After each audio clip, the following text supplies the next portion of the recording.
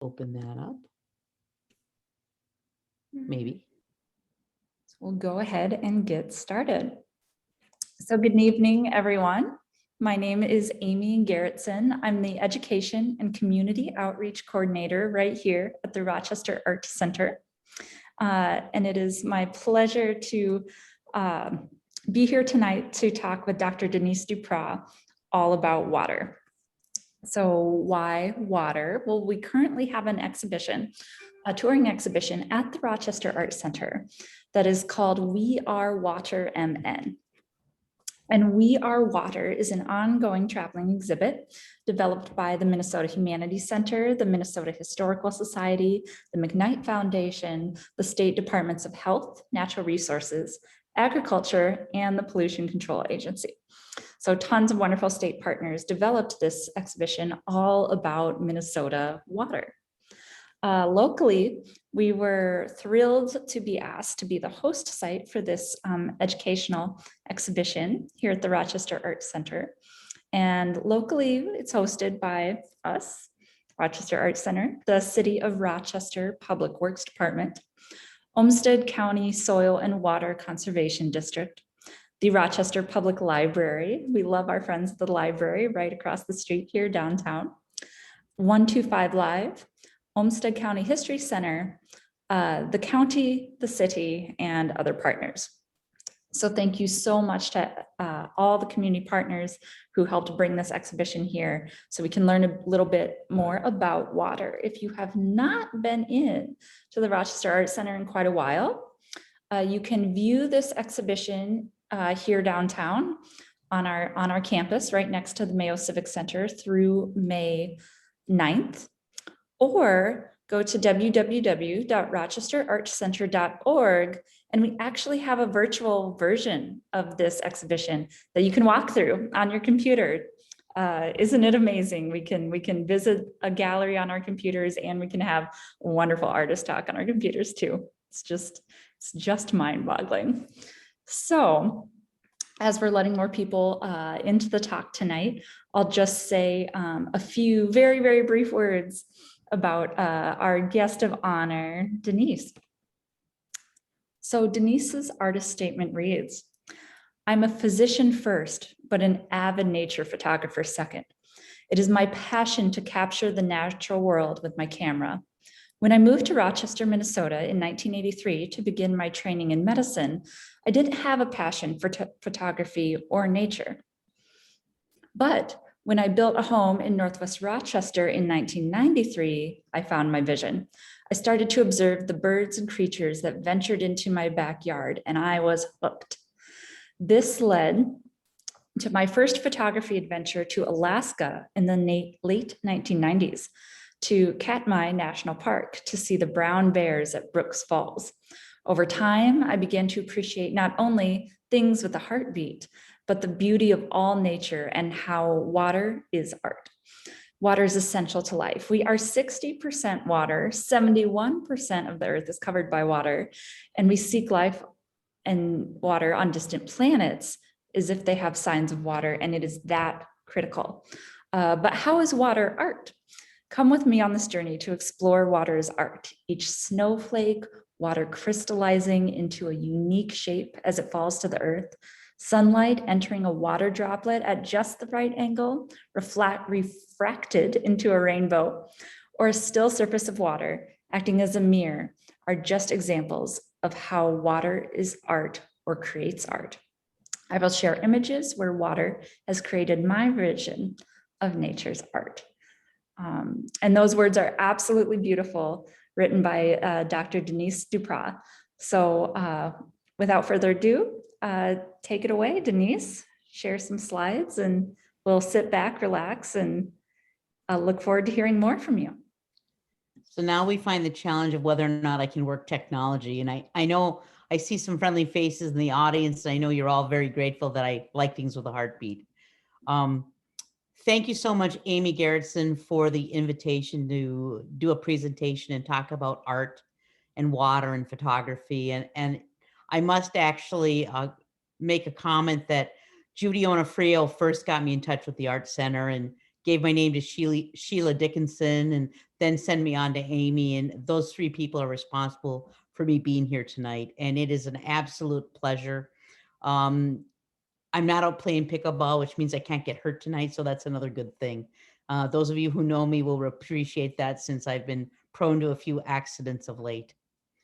This photograph here is one of my favorite photos from Antarctica. And I'll say more about this as we go on. But when Amy and I first talked, I was going to talk about the Arctic and I was going to talk about Antarctica, as I've had the pleasure of going to both places, and talk about how the ice is melting and polar bears are in distress and birds are in distress. And I thought, here we are dealing with an ongoing global pandemic, and that may not be really uplifting. So let's talk about the art of water and how, as a nature photographer, water actually helps me create art. So with further ado, let's move on.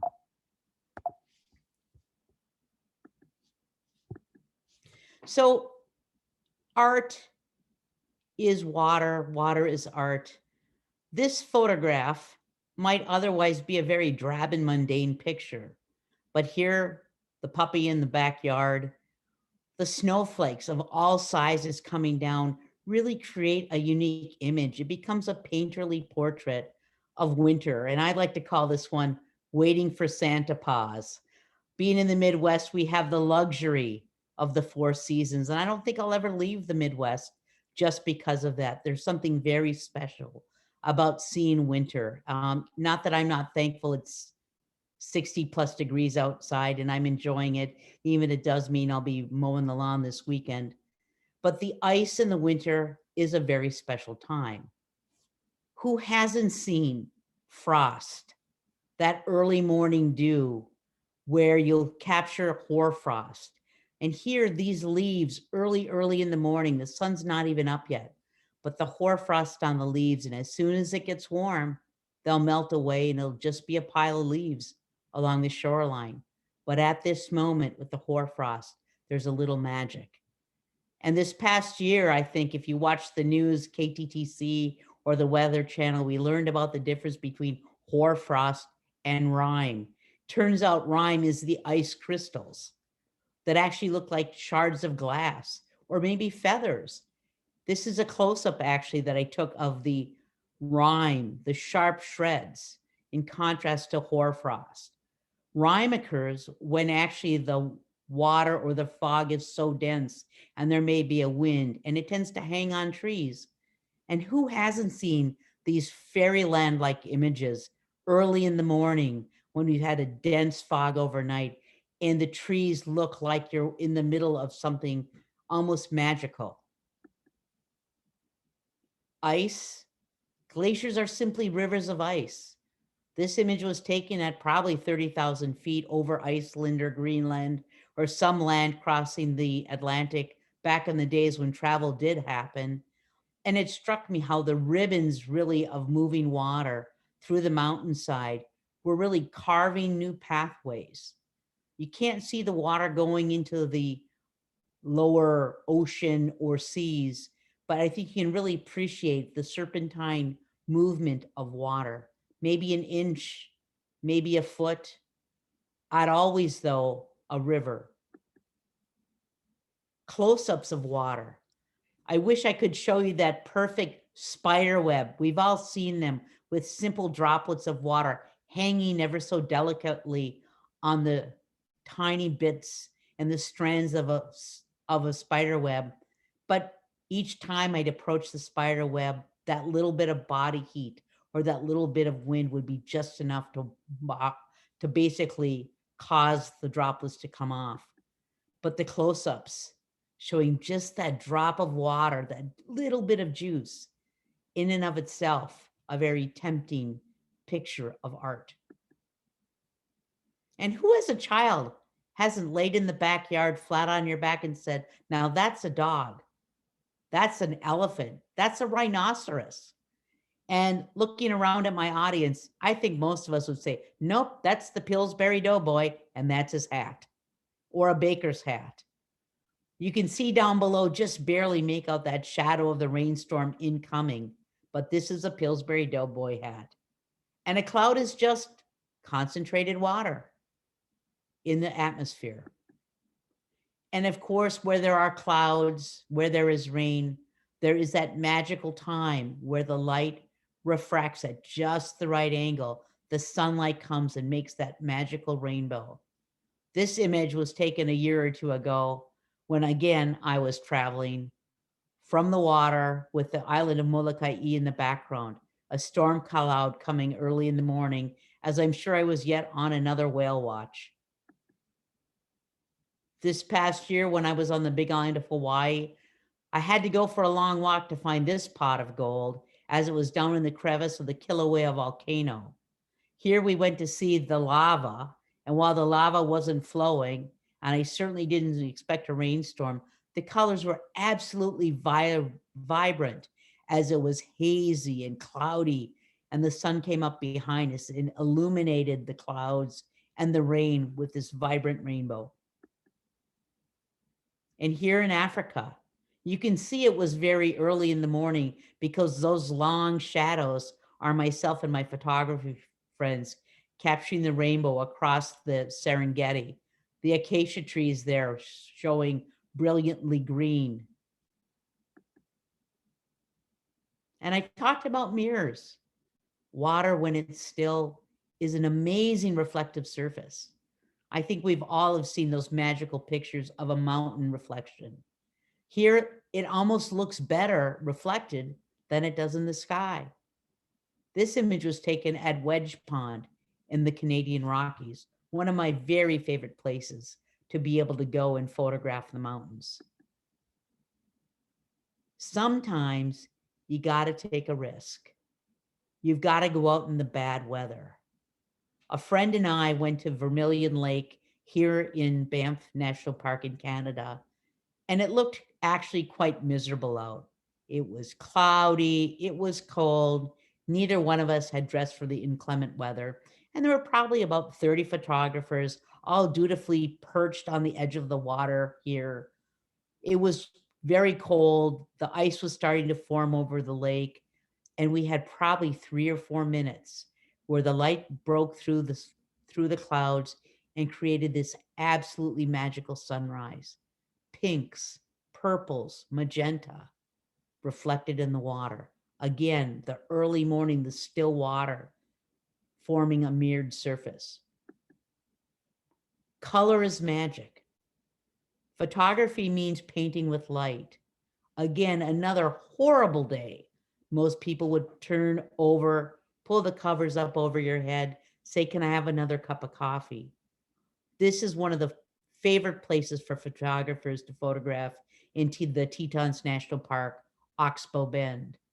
It was ugly out, and you can see the dark blue colors, very little light illuminating Moran Peak. But again, for a very brief period of time, the sunlight broke behind me, illuminating the aspen trees in the fall, creating what I call Oxbow gold. But you don't have to go far. This is the Midwest. You got to get up early, though. This is probably about 5 o'clock in the morning in a July or June morning at my cabin, and the sky was on fire. I actually call this Courtney Sunrise because my niece wasn't very old at the time, and she came down and she woke me up and she said, "Aunt Denise, you got to get up, you got to get up, you got to get up." And of course, it was well worthwhile. But early morning, because after a few moments, 5-10 moments, the water started to move. This is even before the fishermen got out, so I know it was early that day. And here is fall last year on the same lake. You can just start to see the shimmering of the water down below. It wouldn't be long before the fishermen were out. This horizontal image is actually just a crop on perhaps what is a more impressive image, which is the vertical picture you see here of the clouds in the sky and the fall colors. I love this picture, and I have to tell you, it was taken with my iPhone. Again, the water forming a mirror. I call this eye of the storm, and I have to tell you, the hail did come down out of this picture. One of the things I want to point out is that There are many photographers now with all the electronic tools, Photoshop, Lightroom, Topaz, you name it. You can do a lot of very interesting things with photography. And I don't object to that, but I do believe in calling it what it is. I do photography. My goal is to capture what I see. If you want to heavily manipulate your image, put extra things in, take extra things out, then call it what it is, call it photo art. So what you're seeing is photography tonight.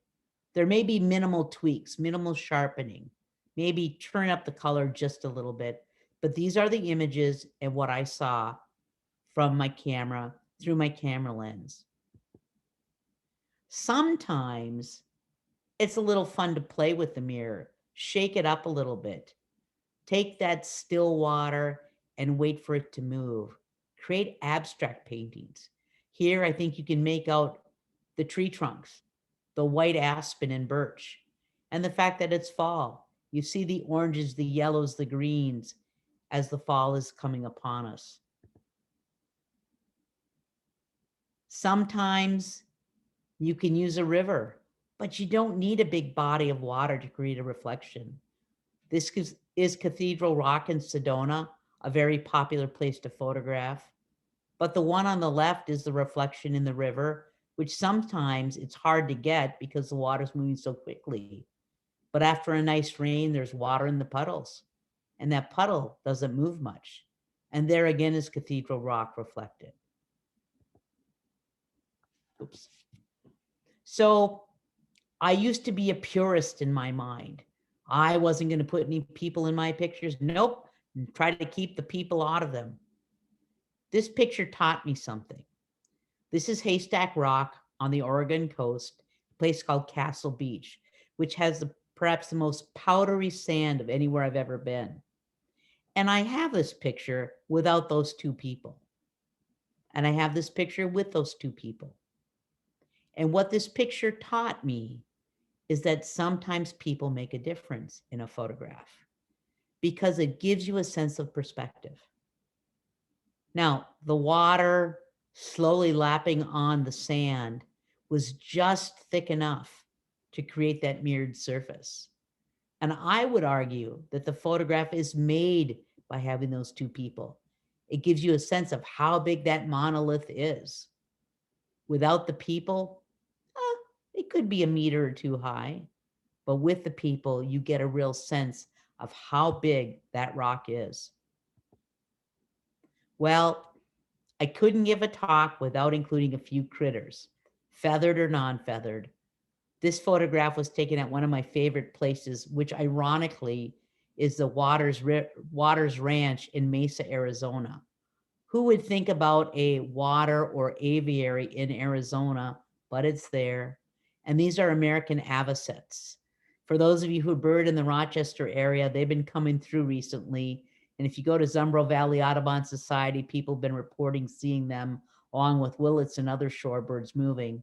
But I love this, the three of them sort of prancing through the water. There's a little bit of movement, but I love the reflection. And up at my cabin, I am officially known as the lunatic. In fact, friends once came to visit. They got lost looking for my cabin. They stopped and asked somebody. They said, "Oh, you mean the lunatic? She's 3 doors down." So here is the beautiful common loon, spirit of the north, reflected in, again, the water on my lake. There aren't many days where the water is that still, but when it is, it's simply magic.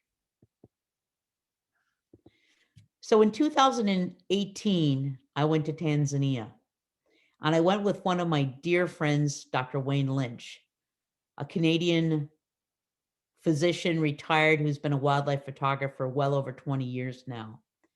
And I can tell you that I've never seen this man as excited as he was when we came upon a pride of lions who were resting, as they do, for more than 20 hours a day.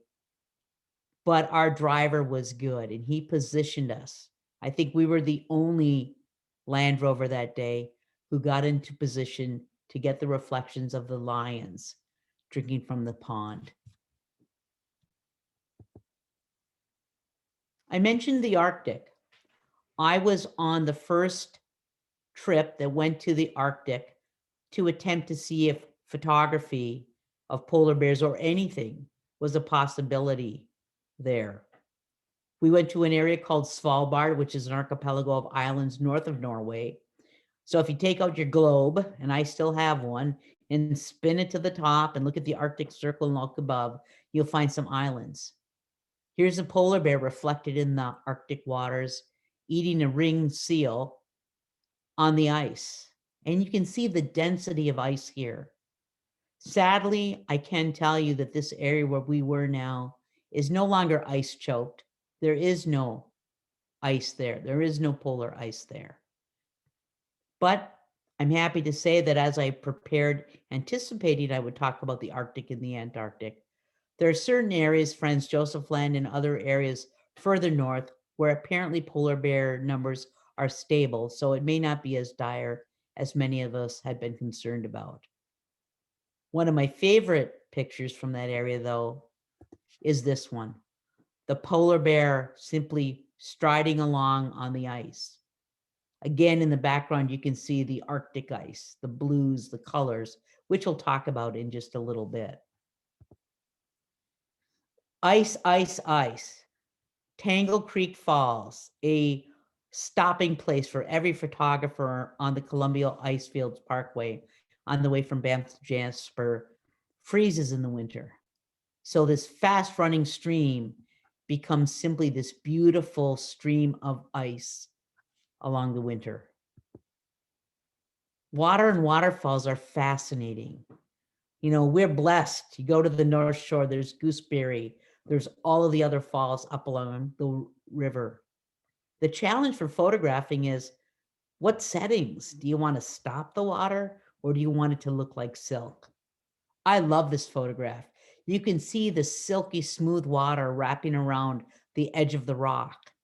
And yet you can see the ice that's frozen. This is obviously a winter shot, captured as if it's never going to move with the water wrapping around it.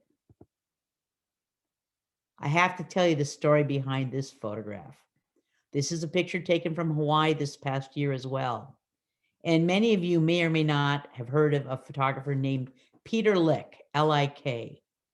He's the guy who does these massive, gorgeous shots where there's a giant curl of a wave and he has the sun setting in them, or these beautiful sunsets. So I thought, I can do a Peter Lick.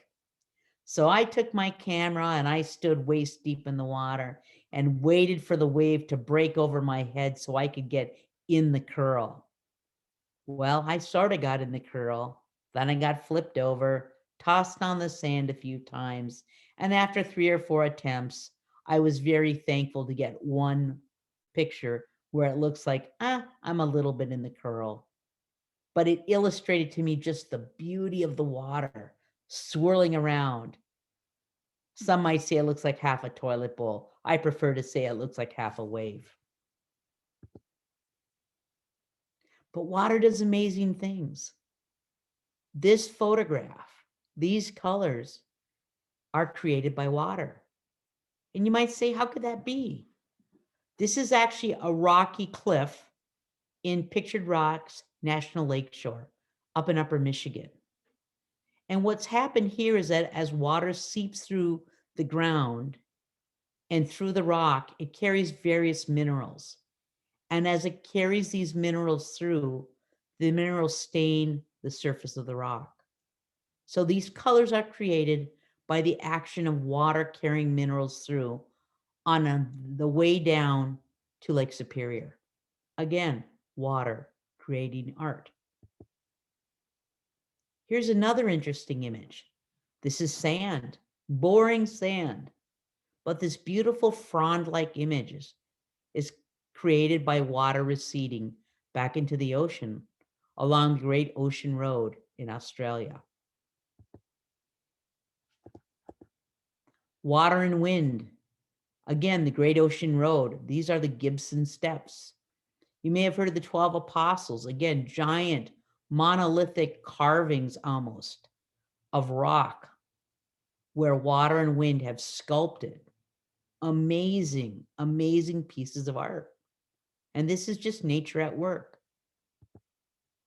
Probably the most amazing iceberg I saw during my trip to Antarctica in 2015 was this one. I can't tell you how tall those spires are, probably 200 to 300 feet, but there is 4 prongs to this iceberg. And as you know, the vast majority of the iceberg is well below the surface.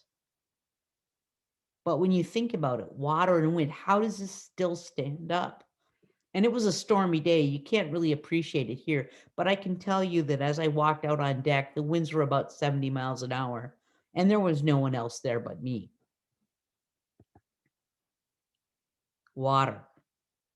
Look at the color of this lake. This is Payto Lake in the Canadian Rockies. Glacial silt in the water creates this gorgeous turquoise blue color. But here's a different blue. Why are glaciers blue? It's a fascinating story because what we know about glacial ice is that it is so compressed that there's very little air in glacier ice, so that all the colors or all the wavelengths of light are absorbed with the exception of blue. So we see blue. But glacial ice can be other colors too. The most dense being black. So basically, this glacial ice has all the air squeezed completely out of it. So we see no color because nothing's reflected. Glacial ice may trap marine debris and may trap other things. And so you may see glacial ice that's yellow. It may be other colors, but most commonly is blue and rarely black. I love this picture from Antarctica because of the geometric shapes. Some of this is reflected in the water. Some of it you can just see below the water's edge there, that it's a lighter color. Now, I could have given you a talk completely about glaciers or completely about icebergs and easily filled 2 to 3 hours with pictures of icebergs. But I decided that would be boring.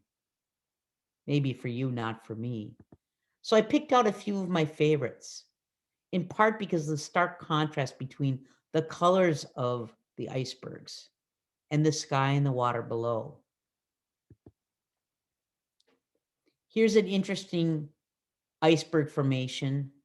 And part of the reason for choosing this is because you can see there's icebergs everywhere. So how do you isolate? How does this become art? Well, sometimes as a photographer, you look at the big picture, but sometimes you can go to black and white and you can hone down. And whether these are mushrooms or globes or spaceships, you can use your imagination and figure out what kind of art, what is the picture you see? What is your artistic eye capture? What makes it special? And once again, sometimes as an artist, creating perspective adds. That small boat you see at the bottom there is a Zodiac. It's probably got 10 people in it. And much of the time I was in Antarctica, we did excursions from our boat in a Zodiac. And you can see the sheer magnitude of the cliffs of the iceberg. And it looks like it's right on top of the icebergs, right? But there was a rule of thumb. The Zodiac could get 2 times the height of the iceberg away. So that Zodiac is quite some distance away from the iceberg. So I've talked a bit about water as art, but there's water in art, right? Water is an essential element of making art. And it's more than just the water in the watercolor painter or the water that's used to, that the acrylic painter needs. So how else might water be used to create art? Well, maybe you're an ice carver. This image was created when I went up to Fairbanks, Alaska. I actually went there to see the Northern Lights literally for the weekend. But it just so happened that the International Ice Carving Competition was there. And no, that's not a dirty slide. It was, of course, snowing. And they made a huge bug. The close-up, when you think about it, how on earth could an ice carver develop this amount of detail with just a chunk of water, frozen water? But water is also an essential ingredient to people who do sand sculpting. Here, Humpty Dumpty hasn't had the great fall yet. And you weren't in Kansas anymore, were you, when you went to see The Wizard of Oz? But there's one last thing, because there is art in water and underwater. So I decided to adventure into underwater photography, or perhaps a little bit. So I want to share with you a little bit of an underwater ballet. And I would argue that there is art under the surface of the water too. And I didn't put the audio on here because all you're going to hear is a motor of an engine. But I'd share with you some footage of humpback whales. 40 tons, 40 feet in length. But I think it's a little bit of a beautiful dance here, watching these humpback whales. This was obtained by taking my iPhone in an underwater housing and sticking it down below the surface from the boat we were whale watching in this past year. And whether it's dolphins, fish, turtles, humpback whales, I think water provides art in many different ways. And as a wildlife photographer or a nature photographer, for me, water provides art in oh so many ways. So thank you for your attention. I would welcome any questions. This is me, Denise Dupras. You can find me at a couple different websites. You can also find me in the Semba Art Gallery. Once again, a tremendous thanks to Amy Gerritsen, who invited me to talk to you about water and the art of water tonight on this beautiful evening. And anyway, with that, I will finish. Thank you.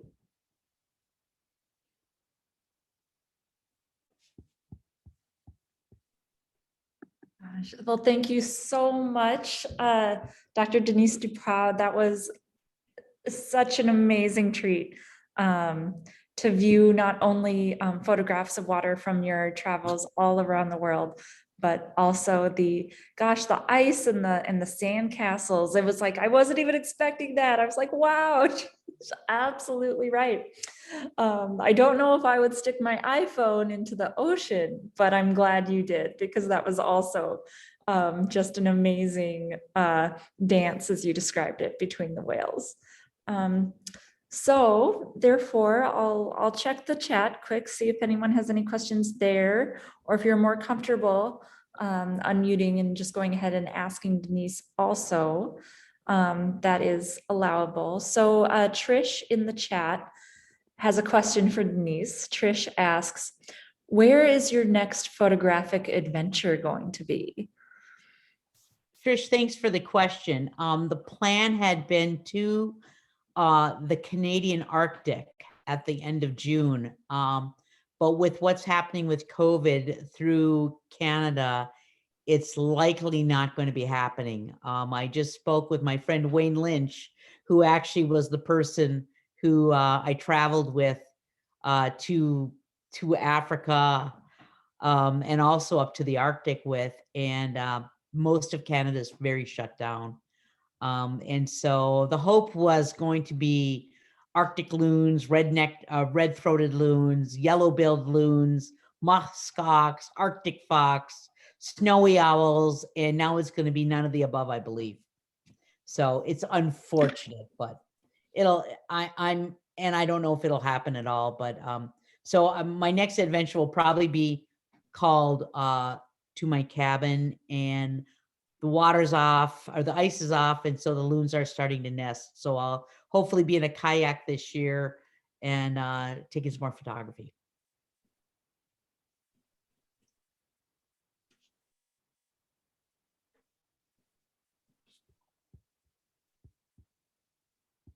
Absolutely wonderful.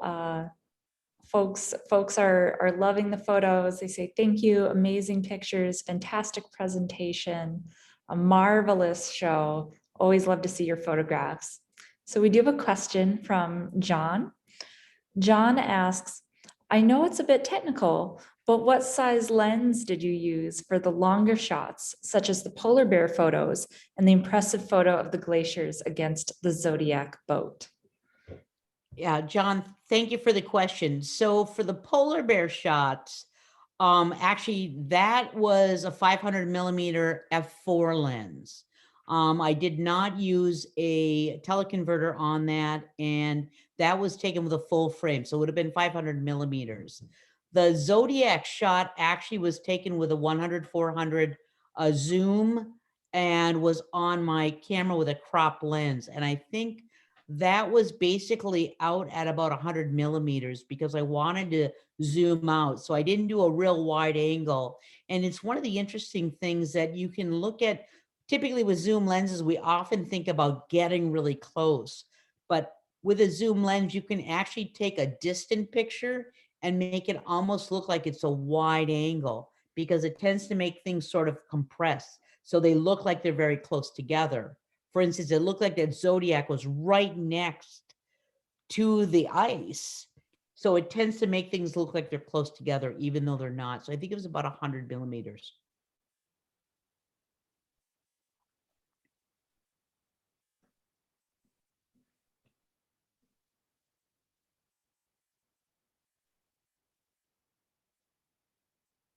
Wonderful. Denise, do you have a singular favorite place that you've photographed nature? Maybe it's up in your cabin, maybe it's in Africa, maybe it's the Arctic. I'm just curious, is there one that lies in your heart a bit more than the others? That's a really good question, Amy. So I've been asked that before, and it's really a challenging question because they're all are so different. So I've been to all 7 continents. And I would have to say that the most amazing trip I've ever taken was the trip that I took in 2018 to Tanzania, the northern part of Tanzania, Ngorongoro Crater, Serengeti. That was probably the most amazing trip I've ever taken. It was a small trip. There were only 15 of us on the trip. Probably the most impressive place I have ever been was Antarctica. The sheer vastness of ice. It was breathtaking, absolutely breathtaking. There was ice everywhere, and the penguins are fun. Ironically, I like to consider myself well prepared for all these trips, but I went to Antarctica thinking, well, I'll see all these penguins, and I saw 3 species. Missed the other 14. So I still have things to do, like go back to the Falklands and South Georgia and some of those things. But it was an amazing trip that I feel so very fortunate that I was able to make that trip. But the day's gone, and so I have my favorites. I love to photograph humpback whales. I love to photograph the burrowing owls in Florida.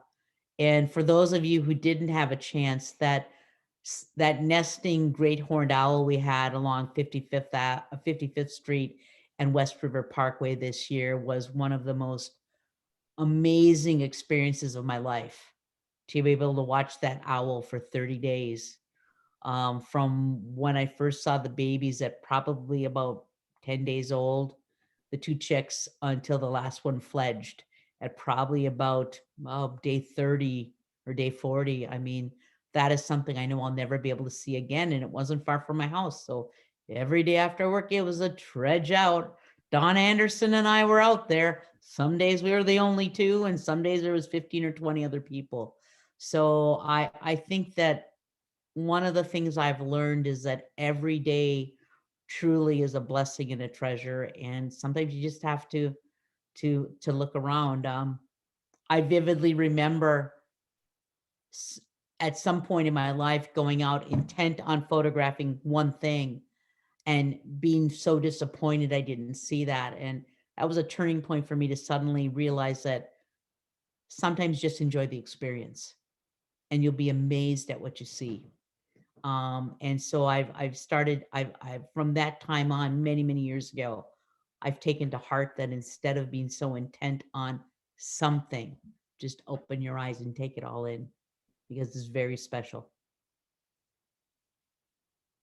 I love that. That is amazing. How true that art is all around us if we only pause a moment to find it. Yeah. We have an excellent question from Joe in the audience. Joe asks, Denise, how do you feel your photography has impacted your medical practice? That's a wonderful question. You know, I think that one of the ways I think that no matter what you do, whatever your I don't want to use a job, whatever it is you do for your job, the way you make money, what your living is, and medicine is a calling, and I feel extremely fortunate and honored to be able to be a physician. I don't want ever, I mean, taking care of patients is something that very few people get to do. And I truly value, and I do not take that for granted. Patients tell me things, they trust me with their lives, and that is an honor and something I would never take for granted. But with those things, there comes a certain level of stress and burnout and risk. And so for me, photography is my emotional, my mental release, my way to recharge my batteries. It allows me to come to the office each day with a deep sense of, okay, batteries are recharged.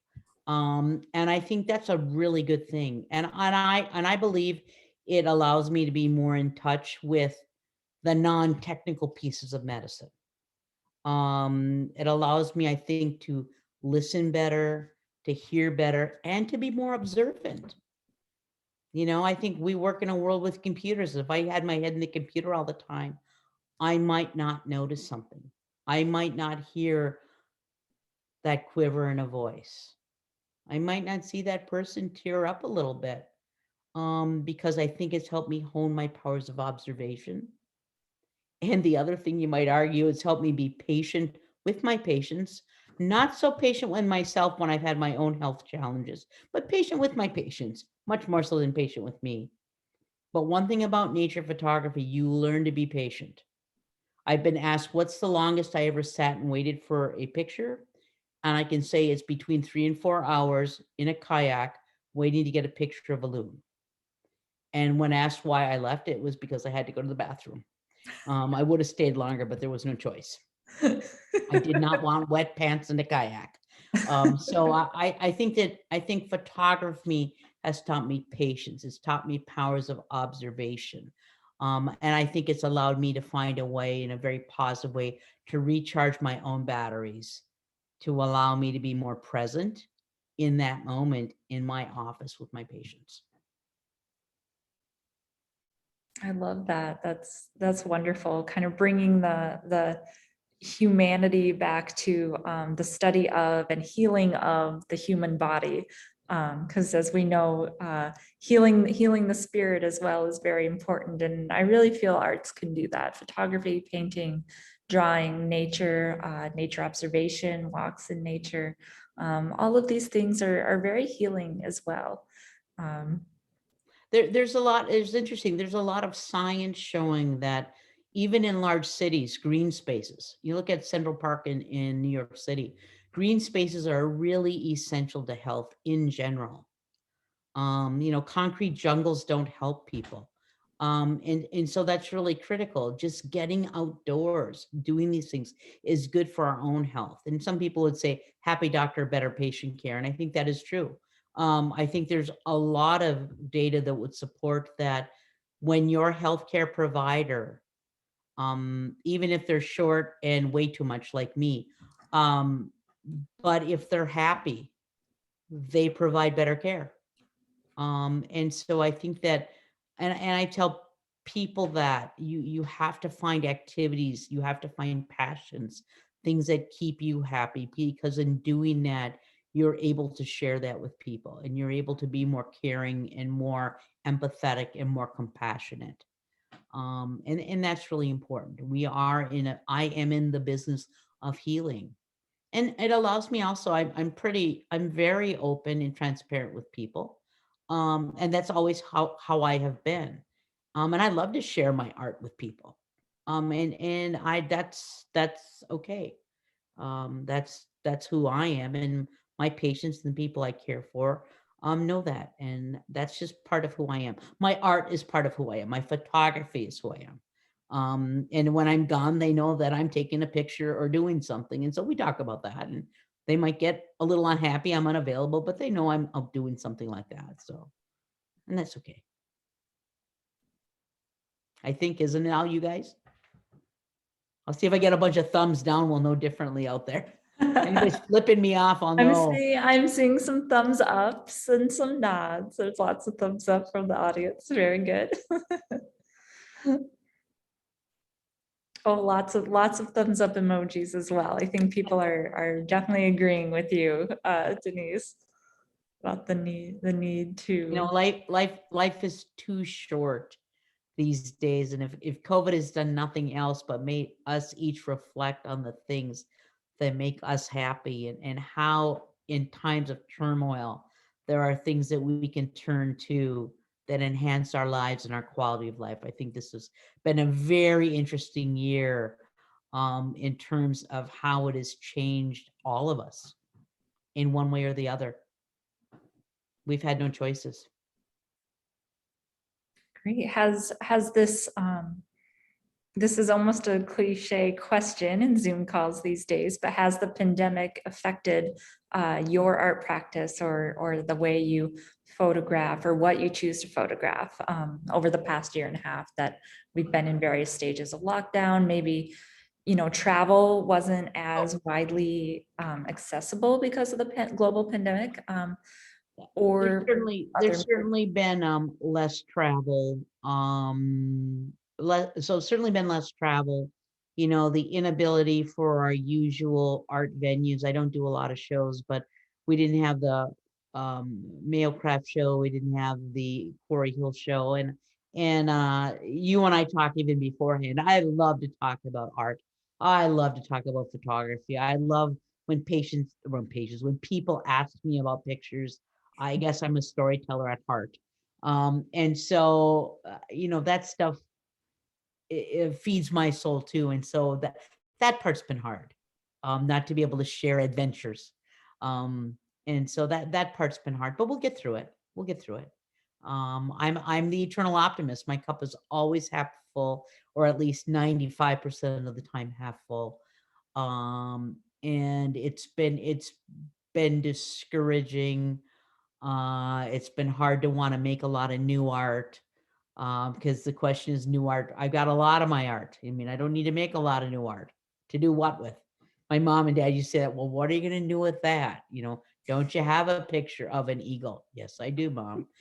So, those kinds of things. And and so it's been, and there's been other extenuating circumstances over the past year on top of the pandemic. So there's been a lot of challenges for everybody over the past year. And I've seen that in my practice for patients and their families, and losses they have incurred. And it's been tragic for people. It's been very tragic for people what they've had to endure.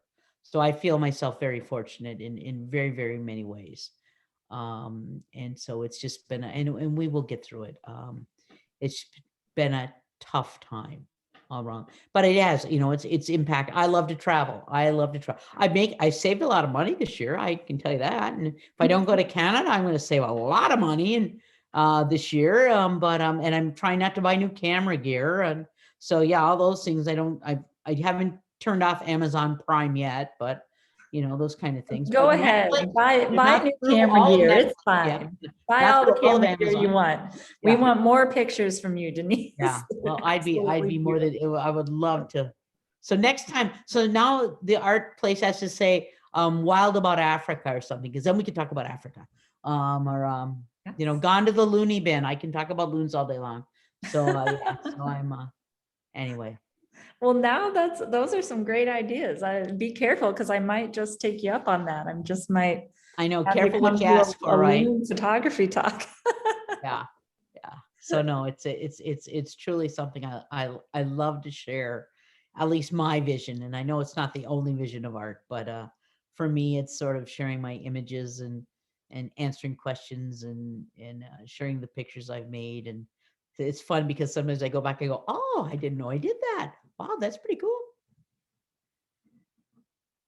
It's amazing how photographs can jog our memory, and to look back sometimes and say, you know, my goodness, I did do quite a lot, didn't I? Or experienced quite a lot, seen quite a lot, especially when we're feeling down or when we're feeling cooped up from the COVID-19 pandemic. You know, it's kind of nice to take a step back and consider all those things that that stay with us through photographs. I love the medium for multiple reasons, but that is one. Yeah.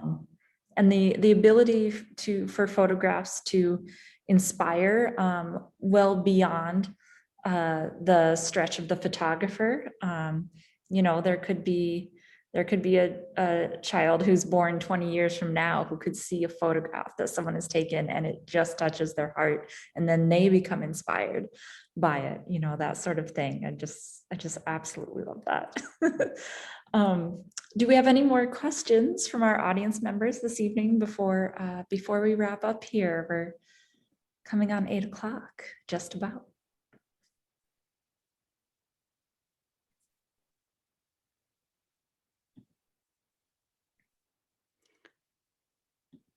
I do want to once again just thank you, Amy, and thank everybody who took the time out of their evening. I know it's a gorgeous night out, but took the time to come to my presentation. I really appreciate it. It's fun to share my photographs, and I'm greatly appreciative of those and all the friendly faces that I recognize in the audience who took the time to say hi and say hey, and anyway, so thanks. Absolutely. Well, another hand, Dr. Denise Dupras, a Mayo physician and incredible nature photographer. Thank you so much for spending the time with us this evening. And again, we are Water MN is on view through May 9th at the Rochester Art Center, right down here on the Zumbro River downtown.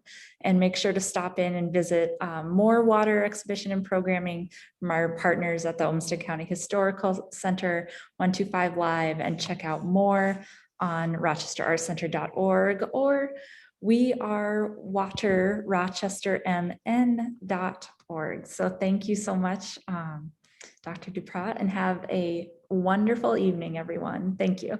Bye-bye. Amy, bye-bye now. Good night, everybody. I should pull my ear like Carol Burnett, right?